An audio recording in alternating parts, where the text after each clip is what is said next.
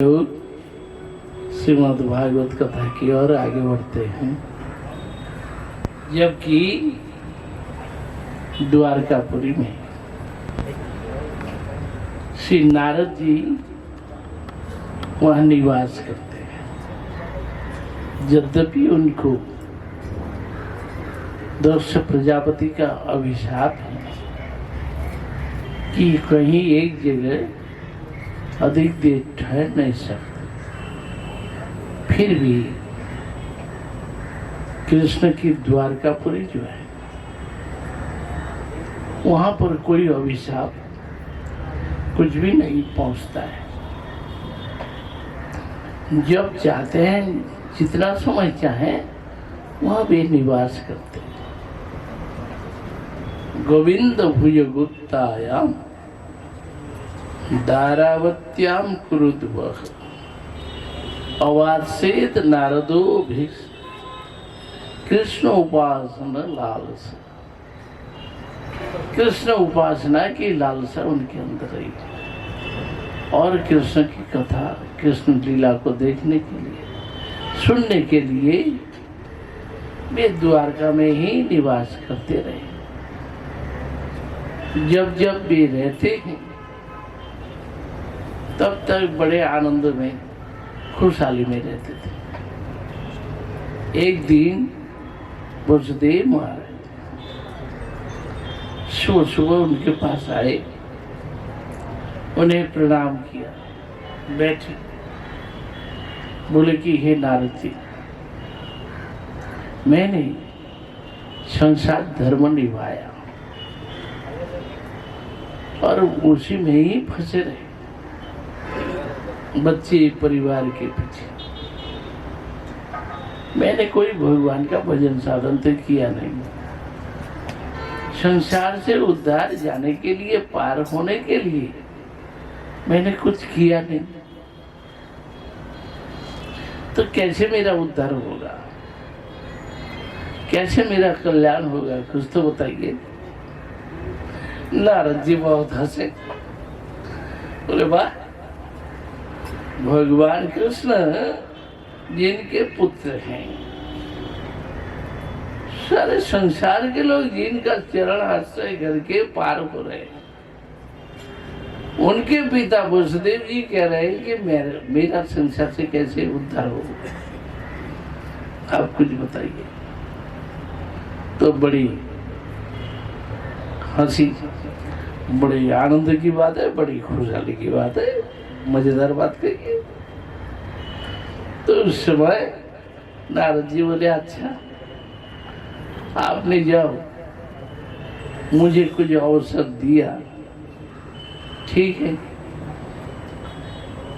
पहले निमि महाराज ने यज्ञ किया था, उस यज्ञ सभा में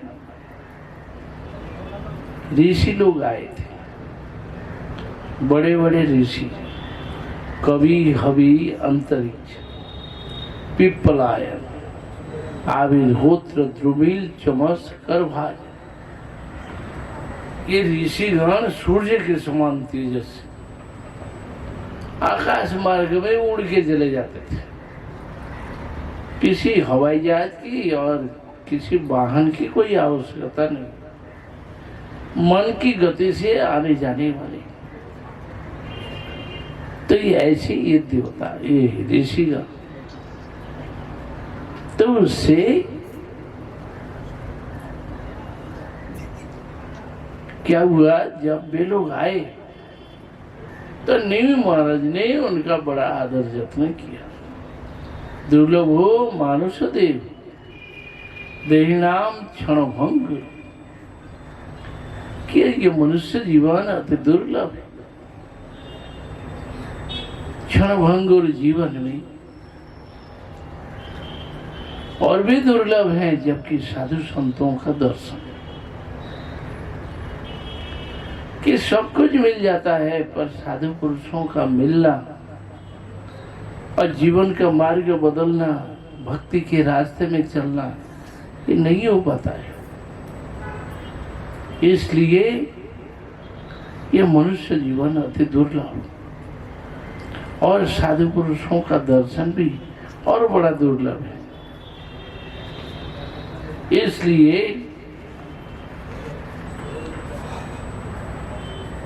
आप जैसे महानुभवों का दर्शन हमारे लिए बड़े सौभाग्य का विषय। उन्होंने पूजा अर्चना आदि कर ली, सब कुछ हुआ, बोले कि मेरे मन में कुछ प्रश्न है, मेरी जिज्ञासा है,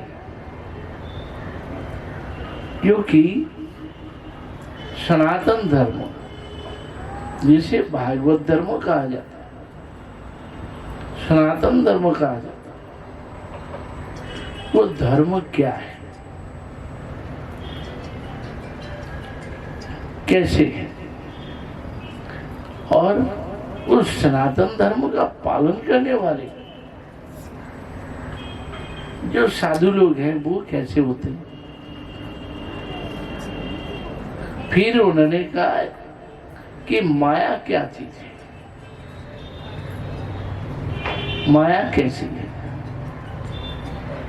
और माया से पार होने का उपाय क्या है। जो लोग भगवान का भजन नहीं करते उनकी क्या स्थिति होती है, जो संसार में पड़े हैं। फिर ब्रह्म परमात्मा भगवान जो सुनते हैं वो कैसे है, भगवान का कौन कौन अवतार किस समय कैसे आते। फिर 4 युग सत्य त्रेता द्वापर कलयुग, इन युगों में भगवान कब कैसे आते हैं और कैसे उनकी उपासना होती है, इन विषयों में हम जानना चाहते हैं। कृपया आप हमें बताएं। तो ऋषिगण बड़े उल्लसित हुए, बड़े खुश हुए, हो करके बोले कि सनातन धर्म, बोले कि अच्छी बात है, मन्ये कुतश्चेत् भयम् अच्युतस्य पादाम्बुजो उपासना अत्र नित्यम् उद्विग्न बुद्धिर असत् आत्मभावात् विश्वात्मना जत्र निवर्तते। जो कोई व्यक्ति संसार में आते हैं, अनित्य वस्तु संसारी वस्तु के प्रति, माया के प्रति आसक्त होते हैं, इस कारण दूसरों को, लोगों को उद्वेग बना रहता है। इस उद्वेग से शांति पाने के लिए उपाय भगवान कृष्ण की उपासना।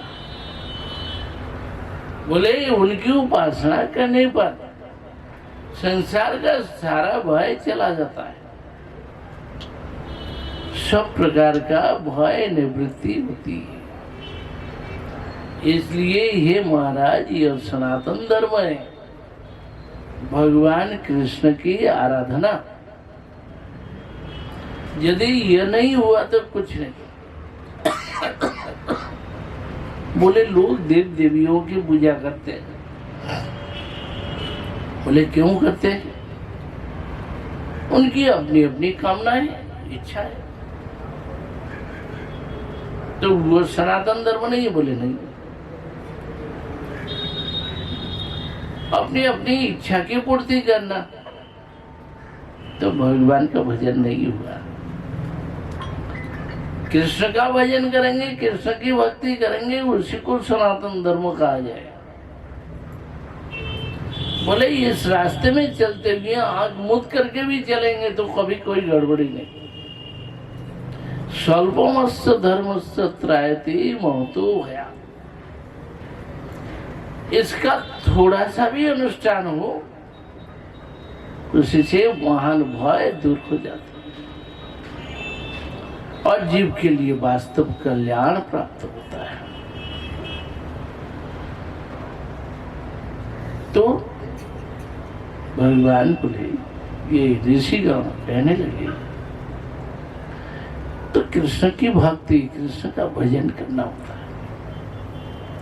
बोले ये जो भय लगा हुआ है, भय किसमें है? जो डर भय लगा हुआ है, किसके लिए भय? शरीर के लिए भय। ये शरीर छूट न जाए, बीमार न पड़े। बंधु बांधव, आत्मीय स्वजन, अपने परिवार, अपने बंधु बांधवों के लिए भय होता है। और भय होता है रुपए पैसे धन दौलत के लिए, कि यह हमारे पास बना रहे,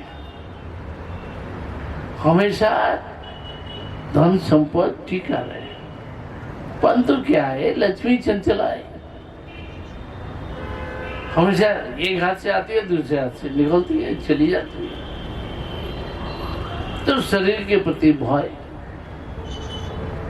इसलिए भागवत जी में बोले क्या, भयम द्वितीयात् अभिनिवेशतस्यात् ईशाद अपि तस्य विपर्ययो स्मृति। जबकि लोग भगवान को भूल जाते हैं, भगवान कृष्ण को भूल करके दूसरे वस्तु में अभिनिविष्ट होते हैं।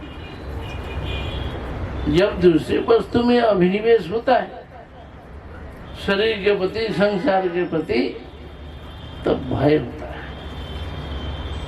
और बुद्धि बिगड़ती है, स्थिर नहीं होती। तो इसलिए क्या है, बुद्धि विपर्यय, बुद्धि का विपर्यय होता है। तन माया, संसार माया के द्वारा बना हुआ है।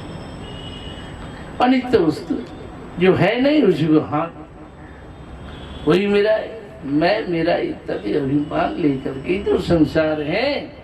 अतएव बुद्धिमान पुरुष क्या करेंगे, भक्ति कैसाम वैकांतिक भक्ति के द्वारा भगवान का भजन करेंगे। गुरु देवतात्मा, गुरुदेव को अपने हृदय के देवता मानकर उनको अपनाए और उस पथ पर चले, भगवान का भजन करें। यही एक रास्ता है। तो संसार में रहते हुए कैसे क्या करें? तो भागवत जी में ऋषि लोग कहने लगे कि शरीर, मन, वाणी, बुद्धि, इंद्रिय, स्वभाव, कर्म, इनके द्वारा हम जो कुछ भी करें, सब कुछ नारायणाय समर्पयामि, कि भगवान नारायण को समर्पण करें। बोले जब तक उन्हें समर्पित नहीं होता है तब तक सारा गड़बड़ है। गीता की बात है ना, भगवान ने कहा अर्जुन, कर्म तो सबको करना है और करना होता है, करें, कोई बात नहीं, परंतु कर्मों में जहर नहीं होना चाहिए। एक कर्म में जहर पैदा होता है, एक कर्म में अमृत मिलता है। तो क्या चाहिए, अमृत चाहिए या जहर? बोले कि अमृत चाहिए।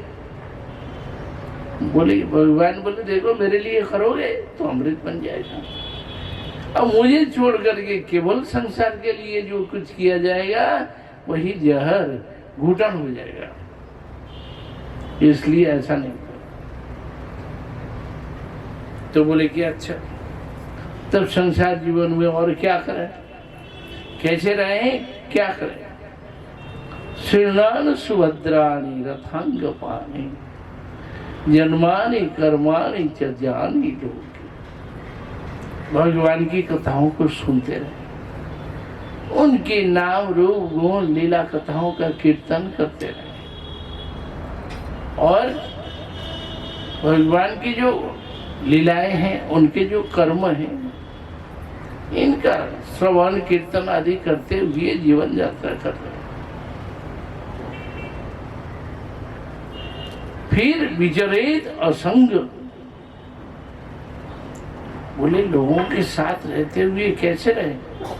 सबके साथ रहना पड़ता है, चलना फिरना है। बोले कि हाँ चले फिरे, परंतु धीरे धीरे निष्प्रिय हो, अनासक्त हो, असंग, सबके साथ है बोले किसी के साथ नहीं, है ना। ऐसे ही जीना पड़ेगा, रहना पड़ेगा।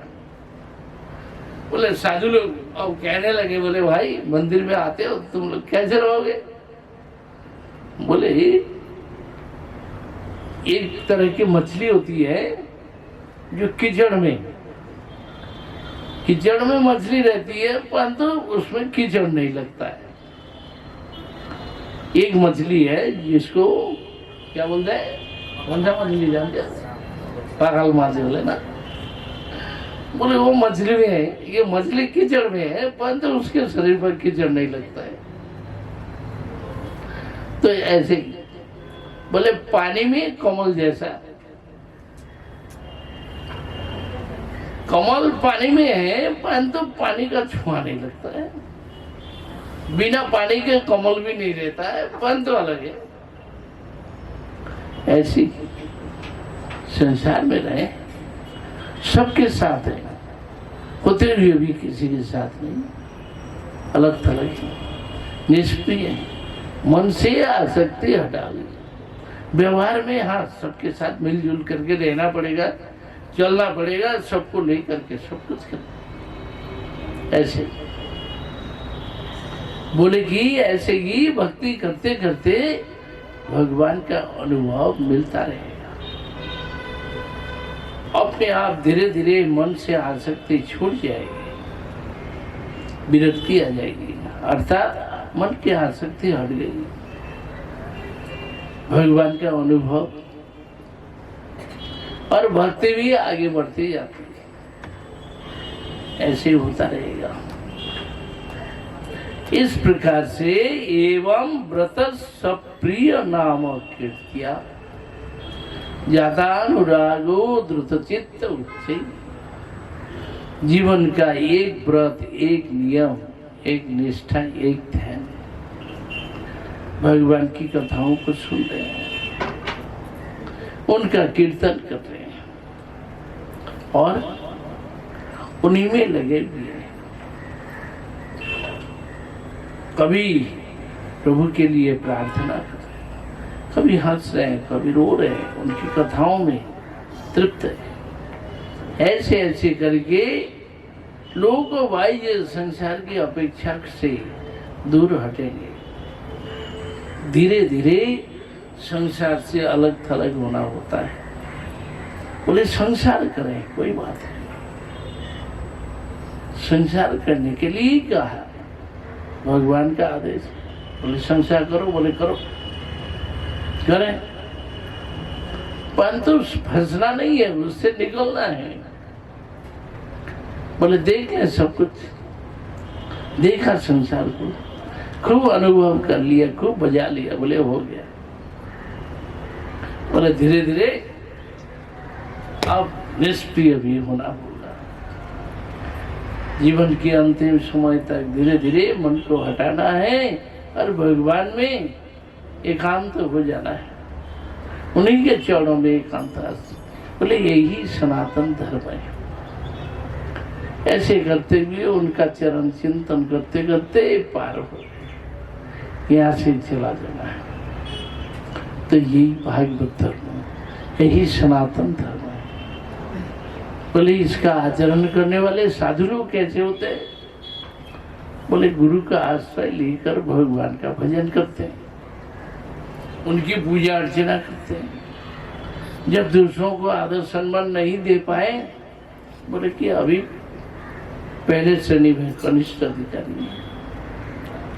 जब दूसरों का सम्मान दे, आदर करें, भगवान में आसक्ति, भक्तों में मैत्री और साधारण लोगों के प्रति दया, उनके प्रति अनुग्रह है, दया है।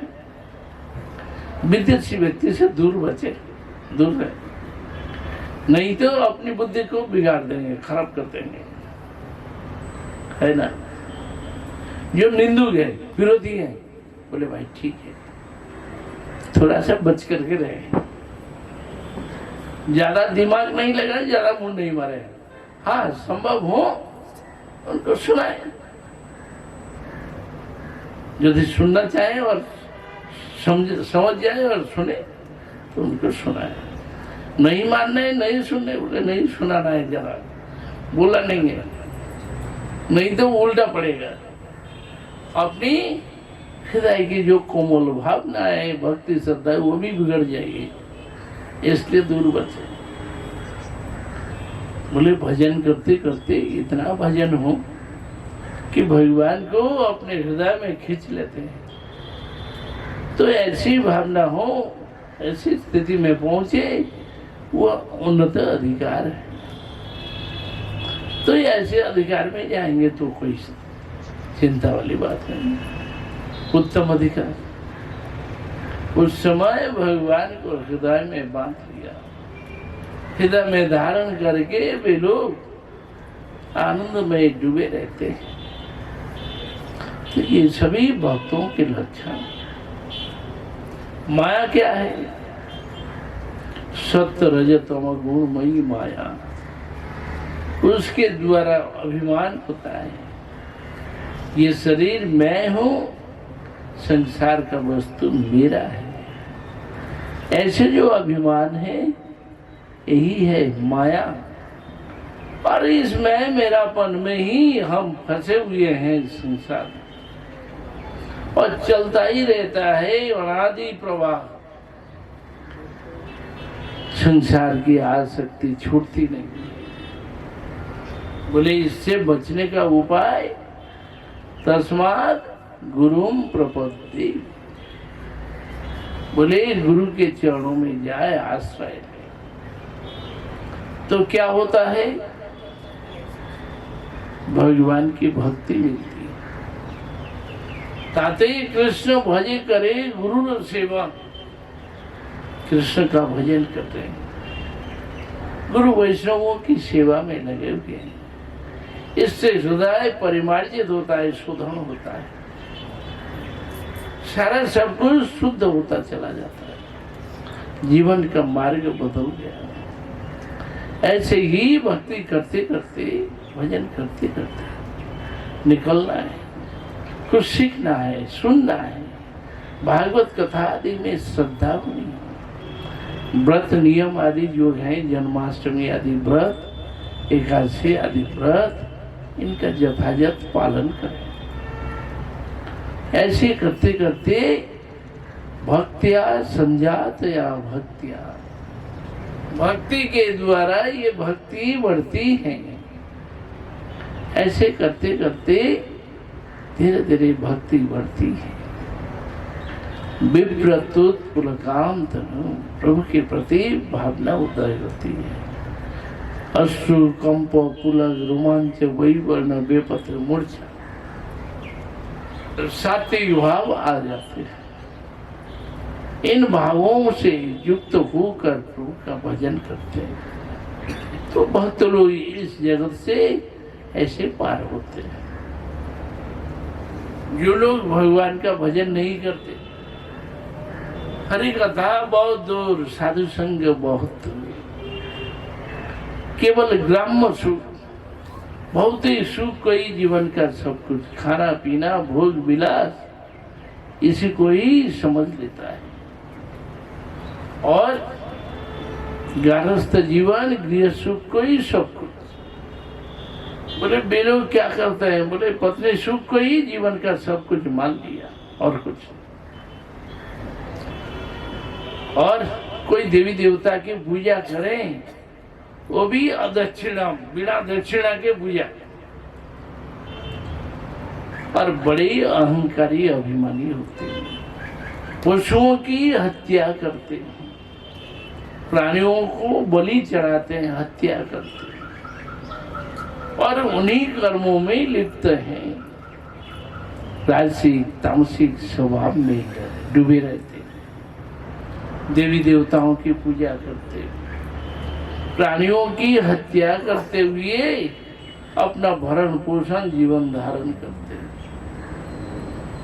तो व्यास जी ने लिखा, सुखदेव जी महाराज बोले लोके व्यवयामी समुद्र सेवा नित्या ही जंतुर नहीं तत्र नोदना व्यवस्थितिस्तेषु विवाह यज्ञ सुराग्रहेरासु निवृत्ति रिष्टा। बोले कि संसार में व्यासी ने कुछ नियम बनाए। बोले क्या? लोगों का स्वभाव है प्राणियों का मांस खाने में, शराब पीने में लोगों का आदत पड़ा हुआ है, और जो कि लड़कियों के पीछे भागने में। तो बोले क्या करें? क्या उपाय किया? जैसे आज भारतवर्ष में यही भी चल रहा है कि भाई कैसे रोके, लोगों को क्या उपाय करें, क्या नियम कानून बताए। तो सरकार भी परेशान है ना, सरकार भी परेशान, रोज दिन कुछ न कुछ कानून बनाते हैं तो भी कुछ कर नहीं पा रहे हैं। बोले कि लोके व्यवयामी समुद्र सेवा। भागवत में शास्त्र में क्या है कि लोके व्यवयामी समुद्र सेवा। व्यास जी ने व्यवस्था दे दी। बोले तो बहुत ज्यादा लड़कियों को छेड़छाड़ करते हैं, तो बोले अच्छा चलो जा विवाह करो। जिसको साथ में लेकर के रहना है उसको जीवन भर पालन पोषण करना पड़ेगा, भरण पोषण खाना पीना उनको मिलना चाहिए, देखभाल होना चाहिए। ऐसे केवल छेड़छाड़ करने से नहीं होगा। तो ये नियम बना दिया, बोले विवाह करो। तो विवाह विधि देती है। बोले इससे क्या होगा? बोले विवाह करेंगे रहेंगे तो 50 साल के बाद बोले हाय क्यों विवाह किया, क्यों शादी की, क्यों फंस गया हूं संसार में। तो लोग वहां से हट करके आएंगे। जिनके अंदर बहुत ज्यादा उच्छृंखलता है तो उस समय कम हो जाए। बोले कि आमिष खाने वाले, शराब पीने वाले, बोले कि लोग मांस मछली खाना है, पहले देवी देवताओं को भूख लगा चढ़ा। बोले उस तरह से देवी देवता को देने गए। बोले अरे खाने के लिए इतना पैसा बर्बाद होता है। तो उस समय धीरे धीरे लोगों की प्रवृत्ति कम हो जाएगी। शराब पीता है, बोले कि शराब को पीना नहीं, सुनना है, एक्सटर्नल यूज करो, इंटरनल है। तो इस तरह से ये भागवत में नियम। यद घ्राण भक्सो विहित सुराया। बोले पीना नहीं है, सुन लो, छोड़ दो। तो ये भागवत का नियम बनाया। तो इससे क्या होगा? लोगों की धीरे धीरे ये प्रवृत्ति हट जाएगी, निवृत्ति रिष्टा, त्याग के मार्ग पर आ जाएंगे, अन्यथा नहीं है। तो इसलिए ऐसे लोग जो प्राणियों की हत्या करते हैं, उससे क्या होता है? हिंसा के पश्चात वो